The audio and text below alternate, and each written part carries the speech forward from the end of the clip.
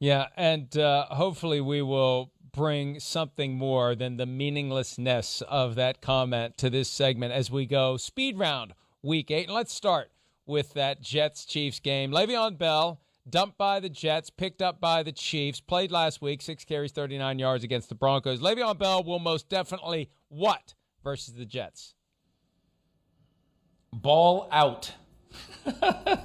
Just because I'm sure that Andy Reid is going to give him plenty of opportunities to both carry the ball and touch the ball in this game. I bet he gets 15 touches. And look, there's no question whatsoever. Clyde Edwards-Helaire is the second leading rusher in football right now. But I think this Sunday is going to be Le'Veon Bell's day for Kansas City. I agree with you. The other way around, though, the ultimate irony would be if he pulls a hamstring against the Jets, because as we know, there's nothing wrong with his hamstrings. All right, after lighting up the Browns, Joe Burrow will what against the Titans? I think Joe Burrow will play a good game into the fourth quarter after getting beat up like a rag doll. Look, Joe Burrow has shown over and over and over again that the Cincinnati Bengals are going to have a chance in every game that he plays. So I don't think this will be a rout. I think he'll play competitively. The Bengals will score somewhere in the 20s, and they'll lose the game. But they'll be a scrappy Cincinnati team because Joe Burrow makes them that right now. I think he will rack up another 300-yard passing game. He's on pace to break Andrew Luck's rookie record in that category. All right. I would not know who Ben DiNucci is if he walked up to me on the street and kicked me in the face. We're going to find out who Ben DiNucci is because here he is talking about his looming first start Sunday Night Football against the Eagles.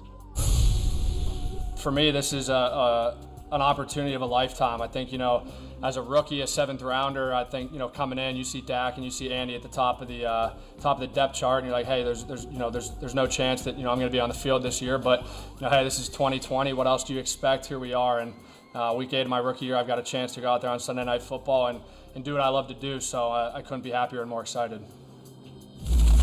All right, Peter, Ben DiNucci and the Cowboys can beat the Eagles if what? If Ezekiel Elliott shows up and is the dominant back that everybody says he is. Ezekiel Elliott is not done well for the Dallas Cowboys, fumbling twice against Arizona to help lose that game and to have an awful performance, I thought, on Sunday in Washington. This is the time where Ezekiel Elliott needs to take a game on his shoulders and to do everything humanly possible to try to grind out a win against all odds. Look, there's no sense in making fun of Ben DiNucci and his history and James Madison and all that. It's an unfortunate circumstance for the Dallas Cowboys to be playing their third-string quarterback. For those who say, the Cowboys, they need to be better suited, they got to be better ready to survive quarterback injuries. Just stop. Who's got a third-string quarterback? They're all Ben DiNucci's. For me, it's a very simple proposition. They will win on Sunday night if the message sent by dumping Dontari Poe and Daryl Worley actually takes in the locker room. If it doesn't, they won't win. After lighting up the Vikings in Week 1, Aaron Rodgers will do what this Sunday against the Vikings at Lambeau Field, Peter?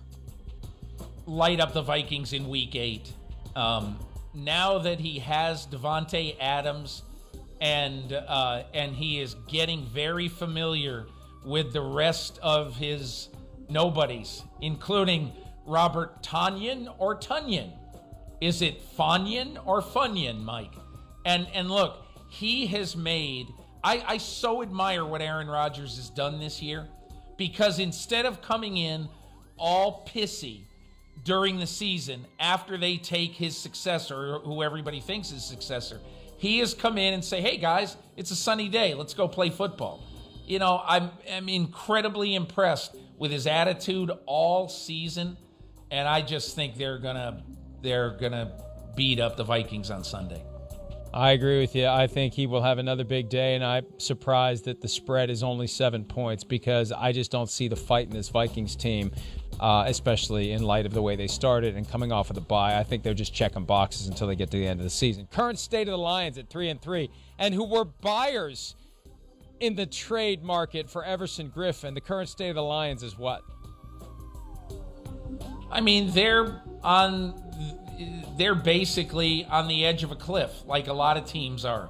You know, and I doubt anybody in that locker room says, hey, we're playing for our coach's job. I mean, even though they are, I doubt anybody thinks that way.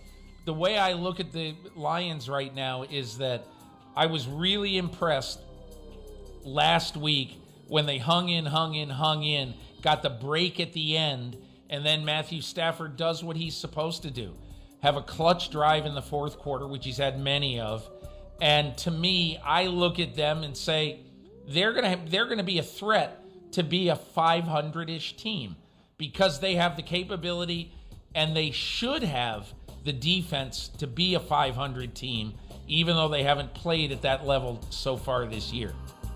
And even if they should lose on Sunday to the Colts, and I believe they will, but who the hell knows in any given NFL season, the schedule shakes out to 9-7 for the Lions, and with 7 playoff berths in the NFC and the AFC this year, maybe that's enough to get them in. And the thing about this, and I know we got to take a break, but the most fascinating thing about that 7th spot, Peter, we are going to have sooner than later a 2 seed that doesn't get a week off, but that does get a division rival coming to town for the wild card round, and all bets are off when that happens. Now, I don't know that Lions at Packers is going to scare the Packers, but eventually you're going to get one of these 2 seeds that gets knocked wobbly by a division rival that isn't intimidated by them, and that 7 seed's going to advance.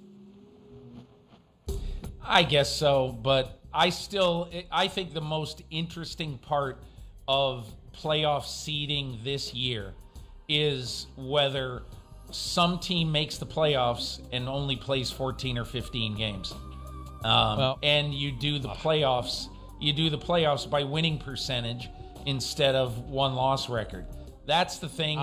And Mike, the NFL is not out of any woods yet.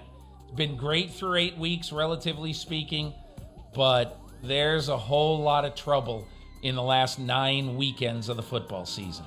The deepest, darkest part of the forest is still coming for the NFL with cold and flu season, and the thing that keeps high-level executives up at night, the prospect of teams falling out of contention and the players no longer doing everything they need to do to avoid the virus. That is a very real concern. Even though if the games aren't played, the players don't get paid, they're very concerned that the non-contenders will stop doing everything they have to do to stay healthy and safe. Hi, I'm Mike Tirico, and thanks for watching. Make sure to hit subscribe for the latest news and highlights from NBC Sports.